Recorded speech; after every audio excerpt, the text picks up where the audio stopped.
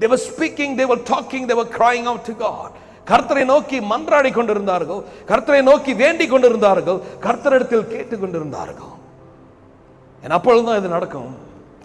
4:31 யாத்திராகமத்துல the word is this, வார்த்தை என்னன்னா, so the people believed and they heard that the Lord had visited the children of Israel. ஆண்டவர் இஸ்ரவேலின் பிள்ளைகளை, இஸ்ரவேல் ஜனங்களை சந்திக்கும்படிக்கு வந்திருக்கிறார் என்று அறிந்து கொண்டார்கள். The Lord came to visit his people. தன்னுடைய ஜனத்தை அவர் தேடி வந்தார், விசிட் பண்ண வந்தார்.